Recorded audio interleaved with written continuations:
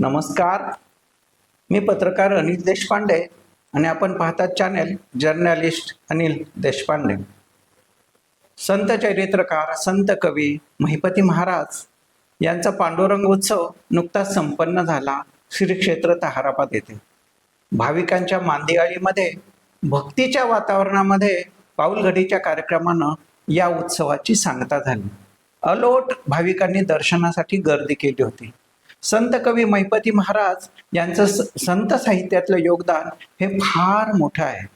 किंबहुना या मठाचे जे मठाधिपती आहे त्यांनी होते की त्यांचं योगदान आपण वगळू शकत नाही, इतकं ते मोठं योगदान आहे.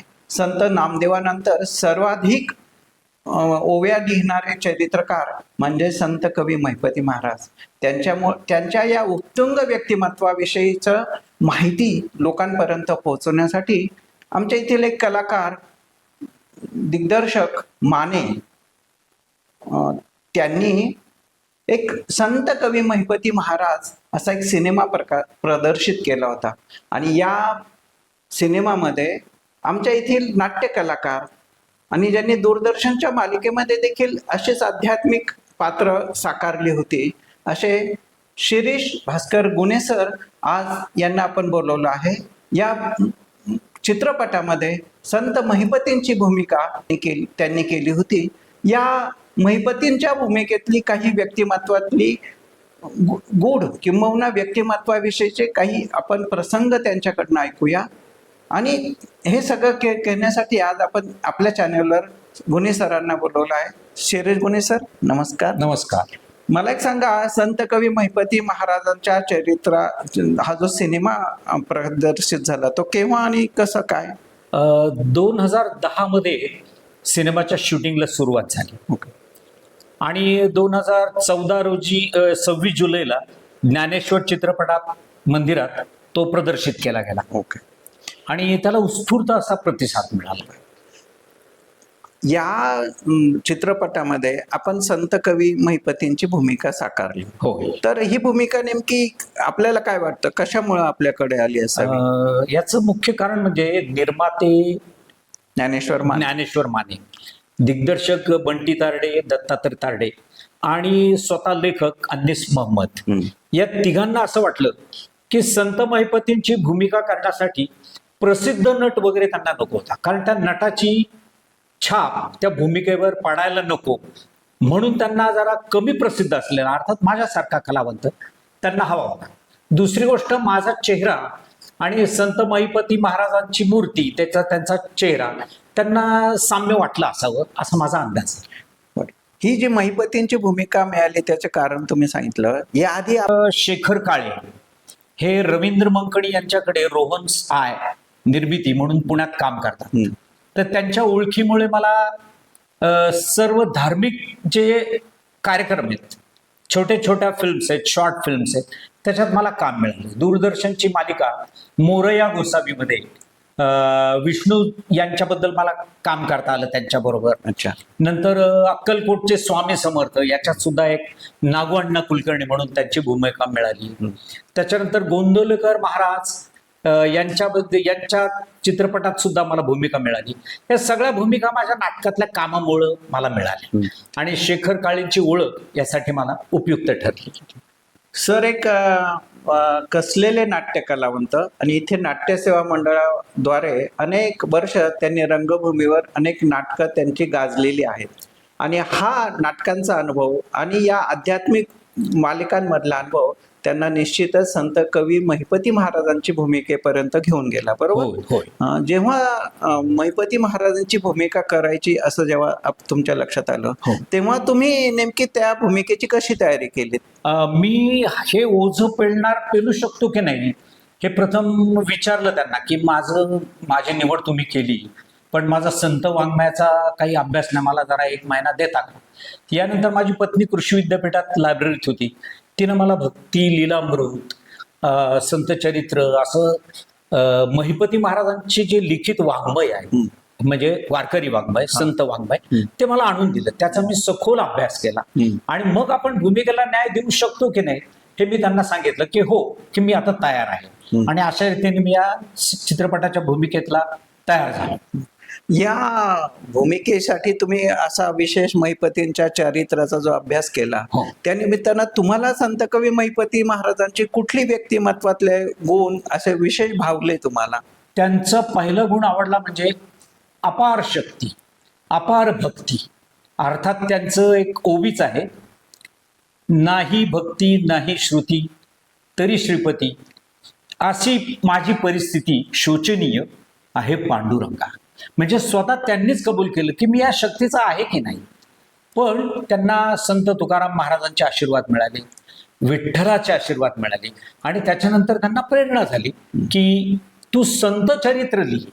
यामुळे त्या प्रेरणेमुळे ते तयार झाले आणि मग संत चरित्र त्यांनी लिहायला सुरुवात केली. एकंदर 280 संतांची चरित्र त्यांनी लिहिली. अर्थात ती सगळी प्रदर्शित झालीत का नाही, छापली गेली की नाही, याच्याबद्दल विवाद आहे. पण बहुसंख्य संतांची चरित्र संत महिपती महाराजांनी सुरू केली आणि अध्यात्माची ही परंपरा एक गंगाच वाहती गेली. नदीचा प्रवाह कसा सागरात मिळतो, तसा अध्यात्म सागरात वारकरी संप्रदायासाठी ही प्रथा त्यांनी प्रथम सुरू केली, जवळजवळ 250 वर्षापूर्वी. म्हणजे हे एक व्यक्तिमत्वातला त्यांचा पैलू तुम्हाला विशेष भावला की अपार विठ्ठलावरती अपार श्रद्धा, अपार भक्ती, अपार प्रेम. आणि थेट विठ्ठलाशी त्यांचा संवाद होत होता. जसं आता आपण म्हणालात की साक्षात परमेश्वर विठ्ठलानंच त्यांना हे संत कवी लिहायला चरित्र लिहिण्यासाठी सांगितलं, की ज्यामुळे महाराष्ट्राला नव्हे संपूर्ण जगाला अनेक अपरिचित संत देखील त्यामुळे माहिती झाले. अगदी बरोबर, अगदी. जेव्हा तुम्ही याच्या भूमिकेमध्ये जसं पुढे गेलात तसं तसं तुम्हाला नेमके काय या चित्रीकरणाविषयी काही चांगले अनुभव आले असतील तर ते अतिशय जरा सांगा ना. चांगले अनुभव आलेले आहेत मला, की चित्रपट तयार होत असताना अशा चित्रपट म्हणजे अडचणी अनंत हो असतात. बरोबर. पण ह्या चित्रपटाच्या निर्मितीमध्ये मुख्य प्रश्न असतो पैसा. तर हा निधी उभं करण्यासाठी श्री शिवाजी शिक्षण प्रसारक मंडळाच्या प्रत्येक शिक्षकाने, कर्मचाऱ्यांनी, सर्वांनी, अध्यक्षांनी, सर्वांनी सढळ हाताने मदत केली आणि त्यामुळे हा चित्रपट तयार झाला. म्हणजे भक्ती असंच म्हटलं पाहिजे. तसंच मला मदत झाली ती काळे साहेबांची, मंकणी साहेबांची. यांनी थोडं मार्गदर्शन, रवींद्र मंकण, रवींद्र मंकणी, आणि की तुम्ही भूमिका असं करता. काळे साहेब शेखर काळेंनी पण सांगितलं की कसा टोन ठेव. काळेंनी मला एक सांगितलं की सगळ्या संतांच्या भूमिका ह्या मवाळ भाषेत आहेत, तर तू थोडासा बदल कर. मी त्याला म्हणालो मग काय तोडला, तुझा जो मूळ आवाज आहे ना तोच ठेव. अगदी संतांची भूमिका, तो संतांची वृत्ती मवाळ असते पण वाणी मवाळ असली पाहिजे असं काही नियम. त्यामुळे मी माझी नाटकातला जो वाक्य फेक आहे ती मी तशीच ठेवली. बर. हे चित्रीकरण करताना काही तुम्हाला वेगळे अनुभव आले असतील तर ते जरा सांगा. चांगले चांगले अनुभव आले. एक अनुभव असा आला की मी घोड्यावर बसून एक म्हणजे सीन होत होता. महिपती महाराज घोड्यावर बसतात आणि त्यांची ती शेवटची यात्रा असते. अर्थात त्यांना ती माहित नसते, पण त्या यात्रेच्या दरम्यान ते चाललेले असताना, पंढरीची वारी करताना मला शूटिंग करता 2 उभे राहिले अश्व. तर आता प्रश्न पडला की ते म्हणले आता तुम्हीच निवडा, हे कसं निवडा. मी सहज पाहत होतो तर टाकळीमळ्यात ती येथील घोलप म्हणून आहेत, त्यांचा जो अश्व आहे त्याचं नाव हनुमान. त्या हनुमान या अश्वाने जणू मला बोलवलं, त्याने मान अशी अशी हलवली. मग मी निर्मात्यांना सांगितलं हा अश्व जरा शुभ्र पांढरा आहे आणि मला बोलवतोय असं वाटतं. तर ती भूमिका करताना मला अतिशय सोपं गेलं. हा एक चमत्कारच म्हटला पाहिजे. म्हणजे त्या मुख्य जनावराला कळलं की या माणसाची भूमिका काहीतरी चांगली असावी, आपल्याला ही संधी मिळावी. तसं हा एक चांगला अनुभव आहे. आणि अजून 2 प्रसंग काय? 2 प्रसंग असे म्हणजे मला प्रत्यक्ष चित्रपट निर्माण होताना अध्यात्माचा एक म्हणजे चमत्कार वाटला. ज्या वेळेला संत महिपती घोड्यावर पडतात, नांदूरग्रामी त्यांची पडतात, त्याच्यानंतर ते जवळजवळ आजारीच पडतात. आणि जेव्हा त्यांना कळतं की आपली पंढरीची वारी काही पूर्ण होऊ शकणार नाही, त्यावेळेला ते स्वतः निर्णय घेतात की श्री विठ्ठलाला माझ्या हस्ते लिहिलेलं पत्र तुम्ही प्रदान करा. आणि मग ते त्यांच्या हाताखालच्या वारकऱ्यांना सांगतात आणि ते पत्र लिहितात आणि ते त्यांना सादर करतात. म्हणजे विठ्ठलावर अपार भक्ती, अपार शक्ती की आपलं हे पत्र विठ्ठलाच्या चरणी जाईल हा. आणि विठ्ठलाला साक्षात समजेल. विठ्ठल वाचेल. म्हणजे ही जी वेगळीच शक्ती मला संत महिपती महाराजांमध्ये आढळून आली. आणि तिसरा जो पळशीच्या इथला जो पळशीचा एक अतिशय सुंदर, म्हणजे हे चमत्कार म्हणत नाही मी मला, पण हे सत्य परिस्थिती आहे. पळशीला शूटिंग चालू असताना एके दिवशी असा प्रसंग आला की तो वारच आषाढीचा होता आणि त्या दिवशी मग वारकरी निघाले तिथून. तर वारकरी निघताना आम्ही फक्त खिचडी करायचं ठरवलं होतं आणि अचानक ती दिंडी आली. आम्ही मान्यांना म्हणालो आपली किती तयारी आहे. ते म्हणले आपली एवढी एक कढईभर खिचडी आहे. त्या कलावंतांना म्हणालो आपण अगोदर वारकऱ्यांना वाढू, वारकऱ्यांचा फराळ होऊ देऊ, मग आपण बसू. शंका होती की आता एवढे 250 वारकरी आलेत, यांना पुरेल का नाही.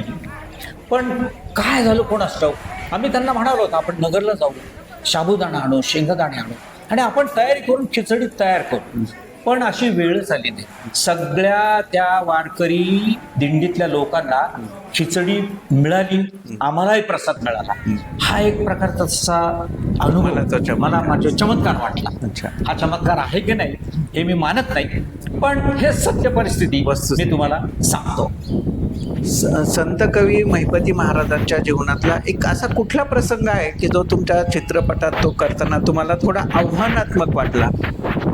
असं एक प्रसंग वाटला की ज्या वेळेला संत महिपतींच्या घरी त्यांना प्रत्यक्ष विठ्ठल मूर्ती मिळालेली असती चंद्रभागेत, तिची चोरी होती आणि त्यावेळेला ते ज्या जातात ते चंद्रभागेतलं स्नान करताना प्रत्यक्ष मला असा अनुभव आला. मी ज्या वेळेला म्हणजे चंद्रभागा, तिथे काय चंद्रभागा नव्हती, एक नदी होती. त्या नदीच्या तिथे एक डोह होता, तो म्हणजे शूटिंगच्या सोयीसाठी निवडला होता. त्या डोहात ज्या वेळेला मी बुडी मारली त्यावेळेला मला प्रत्यक्ष ती मूर्ती खाली दिसली आणि प्रत्यक्ष विठ्ठल आहे काय असं काय वाटलं. आणि ती वर घेऊन येताना माझ्या अंगाला शहारे आले की प्रत्यक्ष विठ्ठल मी उचलत होतो, ती मूर्ती घेत होतो. आणि मला खरं जाणवलं की महिपती महाराजांना प्रत्यक्ष ती मूर्ती घेताना काय वाटलं असेल. तो जरा जो मूळ प्रसंग आहे संत कवी महिपती महाराजांच्या जीवनातला, हो. जो तुम्ही वेगळ्या नदीत साकारला, हो. पण तो प्रत्यक्षात त्यांच्या जीवनात काय घडला तो जरा सांगा. त्यांच्या जीवनात असं होतं की ज्या वेळेला ती मूर्ती चोरीला गेली त्यावेळेला त्यांनी विठ्ठला पुढे गाऱ्हाणं मांडलं की हे विठ्ठला, माझा काय प्रमाद झाला, माझ्याकडनं काय चूक झाली की तुझ्यासारख्या अशा म्हणजे थोर म्हणजे मूर्ती ती का चोरीला जाते. त्या रात्री त्यांना स्वप्न पडलं की महिपती तू काही निवांत राहा, काही काळजी करू नको, तुला तुझी मूर्ती मिळेल. आणि मग ते पंढरपूरला जातात, चंद्रभागेत स्नान करतात आणि चंद्रभागेत स्नान घेताना ते पहिलं डुबकी घेताना त्यांना प्रत्यक्ष विठ्ठल तिथे दिसला. आणि मग ते म्हणाले, मग ती मूर्ती त्यांना परत मिळाली. हा आनंद त्यांच्या चेहऱ्यावर झाला. म्हणजे विठ्ठलावर अपार भक्ती याचं एक पुरावा असा मला मिळाला. आणि ही जे संत साहित्य आहे हो. त्याची रचना यांनी केली, हो. तो जो प्रसंग आहे तो काय आहे नेमकं जरा सांगा. महिपती महाराजांनी संत परंपरा, संतांचं चरित्र लिही असा तुकाराम महाराजांनी त्यांना आदेश दिला. बर. प्रथम त्यांना असं वाटलं की मी हे मला कसं जमेल, मला मार्गदर्शन करा. मग प्रथम विठ्ठल स्वप्नात येतात आणि म्हणतात महिपती तू आता संतांचं चरित्र लिही. मग ते म्हणतात की मला मार्गदर्शन करा. ते तर तुझ्या मार्गदर्शनाला मी जगद्गुरु संत तुकारामांना पाठवतो. आणि मग संत तुकाराम म्हणतात की महिपती मीच स्वतः ती भूमिका करतोय, ते संतांचं चरित्र मी लिहितोय असं समजून लिही. माझ्यात तू आहे आणि तुझ्यात मी आहे, असं काही काळजी करू नको. तेव्हा संत महिपतींना खात्री होती की प्रत्यक्ष आपण चरित्र लिहितोय ते आपण नाही, स्वतः विठ्ठल, स्वतः जगद्गुरु संत तुकाराम लिहिताय अशी त्यांना जाणीव झाली. आणि मग त्यांनी लेखणीला सुरुवात केली. आणि असंही एक सांगितलं जातं की साक्षात भगवंतच त्यांना ते चरित्र सांगत होते. आणि त्याचं आजच्या भाषेत बोलायचं झालं तर प्रूफ रिडिंग असं ते त्या विठ्ठलाकडनं की जे मी काही लिहिलं आहे ते त्या विठ्ठलाच्या चरणी सादर करत होते, असं काहीतरी आहे ना. हो, जसं विठ्ठल सांगतो, पण विठ्ठला प्रत्यक्ष बोलणार कसा, तो देव. म्हणून त्यांनी विठ्ठलाची प्रतिमा त्यांच्या समोर यायची, पण प्रत्यक्ष संत जगद्गुरु संत तुकाराम बोलायचे. आणि मी त्यांच्या वाणीतून आलेले शब्द यांच्या हातातून जणू काही कागदावर उमटायचे. म्हणजे विठ्ठल भक्ती, विठ्ठलाची भक्ती, संतांचं चरित्र, संतांबद्दलचं असलेलं प्रेम, म्हणजे भक्तांचं प्रेम हे विठ्ठलाने व्यक्त केलं कोणामार्फत? संत तुकाराम मार्फत. संत तुकारामांच्या हातून कोणाला शक्ती दिली? संत महिपतींना. 700 वर्षापूर्वी जे काम ज्ञानेश्वरांनी केलं ते नंतर 500 वर्षानंतर महिपती महाराजांनी केलं. ही अध्यात्माची, संतांची परंपरा आणि अध्यात्म परंपरा लिहिण्याचं काम ते महिपती महाराजांनी केली आणि त्याची अखेर झाली संत चरणदास श्री दास गणू महाराज यांनी पण संत चरित्र लिहिली. पण पहिले याचे प्रमुख लिखाण करणारे, संत चरित्र लिहिणारे, 280 चरित्र लिहिणारे संत महिपती महाराज आहेत. हे सत्य. म्हणजे अध्यात्माला एक वाङ्मय दिलं त्यांनी. अध्यात्मात मध्ये भारूड, संगीत, खूप काही प्रकार आहेत. त्यात संतांची चरित्र हा जो एक वेगळा भाग संत महिपतींनी आणला असं एकंदरीत अध्यात्मात दिसून येतं. ते जे संत साहित्य आहे त्यांच्या या सगळ्या योगदानाकडे तुम्ही कसं बघता? संत चरित्र लिहिणं हे तसं खूप अवघड आहे. कारण त्या संतांचं वाङ्मय लिहिणं, ते त्या रूपात जाणं आणि त्या रूपाने ते लिहिलं त्यांनी. म्हणजे बऱ्याच जणांची चरित्र लिहिली. त्या समकालीन आपले ताजुद्दीन महाराज असतील, खाल्ला अम्मा विदेशी असेल, ताजुद्दीन महाराज आहेत. म्हणजे मुस्लिम संत सुद्धा आहेत, हिंदू संत आहेत आणि प्रांताबाहेरचे पण आहेत. या सगळ्या संतांचं चरित्र महिपतींनी लिहिलं. त्यावेळेला त्यांच्यात ते आत असावेच. म्हणजे असा आपण म्हणतो, माझा तू खाविंद जसा तू माझा गोविंद, हे वाक्य जे लिहिलं गेलं आपल्या शेख महम्मदांकडून, त्याचा सुद्धा उल्लेख महिपतींनी केलाय. महिपतींनी असं सुद्धा लिहून ठेवलंय, काही संत तुकाराम महाराजांच्या कीर्तनात जेव्हा एकदा एका मंडपात आग लागते तर ती विझवली कुणी?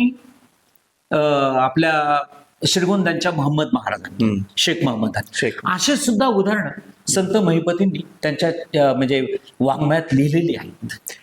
संत चरित्राच्या या सगळ्या भूमिका साकारत असताना नेमकं तुम्हाला असं काय वाटतं की यस, आपण या भूमिकेला खूप चांगला न्याय देऊ शकलो असं वाटतं तुम्हाला? काय वाटतं? मी माझ्या परीने प्रयत्न केला. आता लोकांना तो आवडला की नाही ते लोक ठरवतील. पण ज्या वेळेला आपल्याला कलाकार म्हणून एखादी भूमिका साकारताना जे आपल्याला समाधान असं आपल्याला स्वतःला, त्याविषयी काय सांगा? मला खूप समाधान आहे. आणि महिपतींच्या जीवनाकडनं तुम्हाला किंवा समाजाला काय शिकण्याची प्रेरणा मिळते असं वाटतं तुम्हाला? माझं पेक्षाच शिक्षकी आहे, त्यामुळे मला समाजाला काय द्यावं याचं ज्ञान मला संत महिपतींनी दिलं. आणि संत महिपतींच्या भूमिकेत जाताना प्रत्यक्ष कुठल्याही कलावंताला कुठली भूमिका सादर करताना त्या भूमिकेत प्रवेशच करावा लागतो. बरोबर. तो एक परकाया प्रवेश असतो. तसं मी संत महिपतींच्या भूमिकेत जाऊन ही भूमिका केली. मला ती आवडली. त्यांचं म्हणजे मला अतिशय आनंद कुठलं वाटलं, जे काही द्यायचंय ते तुम्ही द्या. सर्वस्व दिल्याशिवाय तुम्हाला अध्यात्म भक्ती येतच नाही. अगदी त्यांचं घरदार त्यांनी लुटून दिलं. ज्या वेळेला सांगितलं, संतात दुष्काळ होता, परिस्थिती कठीण, त्यांनी सांगितलं, आपल्या पत्नीला सांगितलं की आपलं घरदार लुटून जाऊ दे. त्यांनी सगळं त्यांचं घरदार सगळं, आणि ते मोकळे झाले. त्यावेळेला त्यांना आठवलं की मोकळं झाल्याशिवाय अपार भक्ती येत नाही, आणि त्या भक्तीतूनच मग तुम्हाला संतांबद्दल कळतं. संत चरित्र लिहायला तुम्हाला प्रेरणा मिळते. अच्छा, एकूण हे सगळं महिपतींची भूमिका साकारल्यानंतर तुम्हाला किंवा ते चित्रीकरण करत असताना अजून काही असं तुम्हालाही लोकांनी साक्षात संत महिपती समजलं असे काही अनुभव आलेत का? आहेत. ज्या वेळेला प्रथम अगदी मला म्हणजे माझं वेशभूषा झाली, माझी रंगभूषा झाली, त्याच्यानंतर मला ज्या ताराबाद इथं महिपती महाराजांची मूर्ती आहे, माझं साधारण माझी उंची आणि त्या मूर्तीची उंची जवळजवळ सारखीच असावी. तर मी ज्या वेळेला त्या महिपती महाराजांच्या मंदिराच्या दारात आलो तेव्हा अथांग लोक प्रत्यक्ष महिपती म्हणून नमस्कार करू लागले. अनेक जण पाया पडू लागले. तेव्हा माझ्या अंगात असं म्हणजे संचारून आलं. पण मी मनाला सांगितलं की तू भूमिका करतोयस, तू इलेक्ट्रिसिटीची एक वायर आहेस. जो काय नमस्कार तुला आहे हा तुला नाही, तो प्रत्यक्ष संत महिपतींना आहे. आणि लोक अपार शुद्धीने पाया पडत होते. तेव्हा मला अगदी बरं वाटलं. आणि त्याच वेळेला वाटलं की आपण या भूमिकेला नक्की न्याय देऊ शकू. आणि तो माझ्या परीने मी दिला. असं मला वाटतं.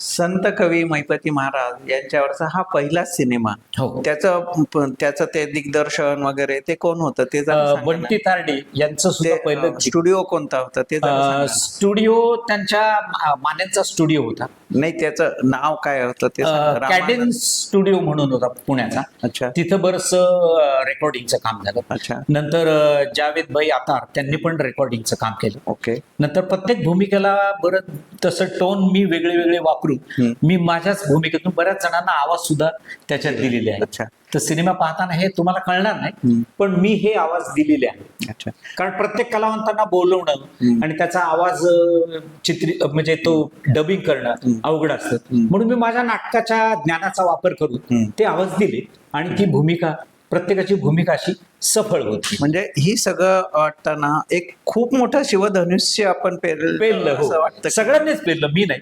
माझ्या आपण किती एकूण कलाकार होते आणि- नाट्यसेवेच्या कलावंतांनी, राहुरीतले जे कलावंत आहेत, अगदी राहुरीतले तमाम कलावंत की ज्यांनी एक सुद्धा मानधन न घेता काम केलं, त्यांनी 101 रुपया सुद्धा घेतला नाही. की आपल्यावर आलेली जबाबदारी, संतांनीच ही जबाबदारी आपल्याला दिली असं समजून प्रत्येकाने काम केलं. आणि माझे गुरु मकरंद खेर यांनी सुद्धा मला आशीर्वाद दिला की तुला यश मिळेल, तर ते मला उपयोगाला आलं. अजून या अनुषंगाने अजून काही अशी आठवण आहे की जी आपल्याला वाटतं की सांगायला हवी? असं मला वाटतंय की चित्रपट अध्यात्माबद्दल सिनेमा पाहणारे लोक खूप कमी असतात, पण हे चित्रपट पाहून तुम्हाला तो पाहिल्यावर आनंद वाटेल आणि अध्यात्माची गोडी लागेल. हा सिनेमा पाहिल्यानंतर प्रत्येकाला असं वाटतं की संत महिपतींनी जे काम केलेलं आहे, म्हणजे वाङ्मयाची जी परिसीमा गाठली त्यांनी, अत्यंत सुंदर वाङ्मय तयार केलं, मराठी वाङ्मयात एक भर टाकली. हा मोठा अनुभव मला असा आला. आणि संत वाङ्मय लिहिणं, संतांचं चरित्र लिहिणं हा एक वेगळा प्रकार सुरू केला. हा पहिला अनुभव मला मिळाला आणि समजला तो संत महिपती महाराज यांच्यामुळेच. तर मित्रांनो, संत कवी महिपती महाराज सिनेमातले त्यांच्या जीवनावरचा हा जो पहिला सिनेमा, त्यामध्ये ज्यांनी ही भूमिका केली त्यांच्याविषयीचे हे अनुभव आणि संत कवी महिपती महाराजांचं जीवन, त्यांचं जीवनपट, त्यांच्या जीवनातले शिकवण आपल्या सर्वांपर्यंत पोहोचवण्याचा आमचा प्रयत्न आपल्याला देखील नक्कीच आवडला असेल. आपण आमचं चॅनल लाईक करा, शेअर करा आणि सबस्क्राईब करा. चॅनलवर आलात आणि या सगळ्या भूमिकेतले पैलू आपण आम्हाला या सर्वांना समजावून सांगितले. अत्यंत आभारी आहे. धन्यवाद. माने साहेब नमस्कार. नमस्ते. किती साली आपण हा सिनेमा रिलीज केला? आपण 2010 साली चित्रपटाची सुरुवात केली बरं. आणि 2014 साली हा चित्रपट थिएटरला लावला. बर. आणि त्याचा जो शो होता त्यावेळेस कोण प्रमुख पाहुणे होतं, जरा ते सांगा ना. चित्रपटाच्या ओपनिंगसाठी आपण गोव्याचे पर्यटन मंत्री श्रीपाद नाईक साहेबांना प्रमुख अतिथी म्हणून उपस्थित केलं होतं. आणि केव्हा केला तो कार्यक्रम, कुठे केला? ताहराबादला गोपाळकालेच्या कार्यक्रमात तो कार्यक्रम केला होता आपण. भाविकांच्या प्रचंड मांदेळेच्या उपस्थितीत तो केला. हा जो सिनेमा आपण रिलीज केला त्यामध्ये किती कलाकार होते एकूण? त्यामध्ये साधारणतः 30-40 कलाकार मेन होते. या कलाकारांनी कुठल्याही स्वरूपाचं मानधन घेतलं नाही? बरोबर, बऱ्याचशा कलाकारांनी मानधन घेतलं नाही. आणि किती दिवस चालला हा रिलीज, त्याचं तयारी करायचं काम किती दिवस चाललं? रेकॉर्डिंग 2 महिने लागले. 2 महिने लागले. याला अर्थसहाय्य जे आहे ते की साधारण किती खर्च आला आणि त्याची उपलब्धी कशी केली तुम्ही? साधारणतः त्याला 30 लाखापर्यंत खर्च केला सगळा. बरं. यापैकी 7 लाख रुपये देवस्थानने दिले होते. बरं. आणि बाकीचे पैसे घरातून घेतले होते आपण. बरं, सांगा ना ते जरा. माझी मंडळी श्यामबाला माने हा, यांनी मग पुढचा पैसे कमी पडल्यानंतर 2 लाख रुपये घरातले दिले, ते स्वतःचे आमचे बिल्डिंग बनवण्यासाठी 2 लाख रुपये पशुधन विकून दिले. आणि 2 लाख रुपये तिचे स्वतःचे दागिने 25 तोळे मोडून 2 लाख रुपये दिले. आणि 1.25 लाख रुपये तिने मजुरी करून, शेतमजुरीचे काम करून त्यातनं उपलब्ध झालेले पैसे दिले. हो, ते अच्छा. दिले. आणि त्यात काही कर्ज वगैरे काढावं लागलं तुम्हाला? लोकांकडनं, मित्र वगैरे घ्यावे लागले मदत पैसे? घेतली मी घेतली लोकांकडून. अच्छा. कर्ज म्हणून नाही काढलं. बरं. किती दिवस तो राहुरी तालुक्यापुरताच पब्लिश केला होता ना हो, आपण? हा. हो. नंतर आपण तो युट्यूबवर पण ठेवला होता ना? 2 वर्ष ठेवला होता. आता आपले काय प्रयत्न आहेत, आपली काय इच्छा आहे? ते युट्यूबला ठेवल्यानंतर आपण त्याचा एक मोठा फायदा म्हणजे आपल्याला अमेरिकेमध्ये एक रोहिणी शुक्ला म्हणून होते, तर तिने तो तिकडे बघितला आणि ती PhD करत होती महिपती महाराजांवर कोलंबिया विद्यापीठात. तर ते चित्रपट बघून ती इथे आली तिने मग माहिती घेतली वगैरे अच्छा, आणि त्याच्यानंतर मग आपण ते रिमूव्ह केलं त्याच्या. रिमूव्ह केलं. आता आपल्याला मराठी चॅनलला तो द्यावा अशी इच्छा आहे हो, ना. हो. बरोबर.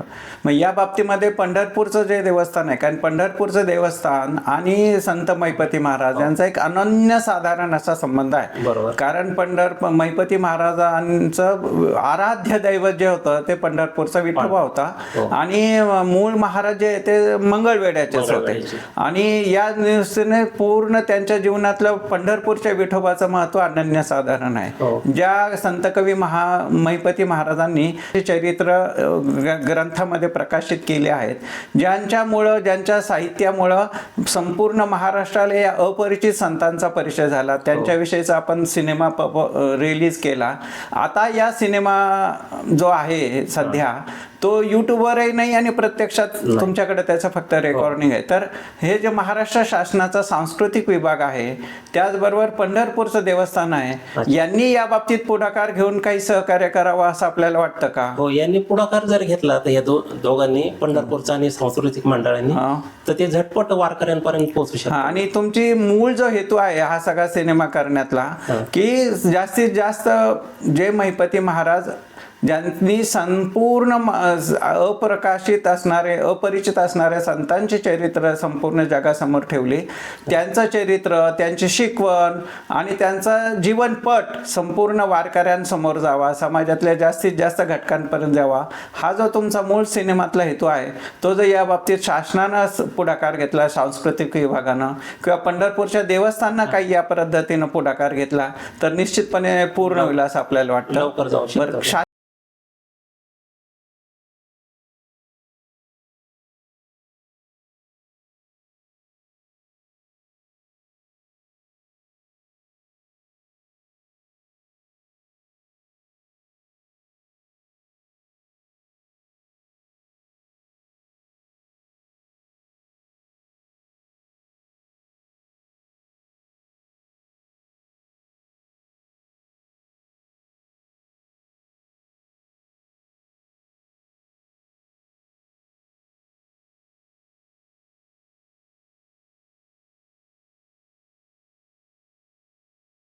माझ्यामुळे तुला बोल लागला.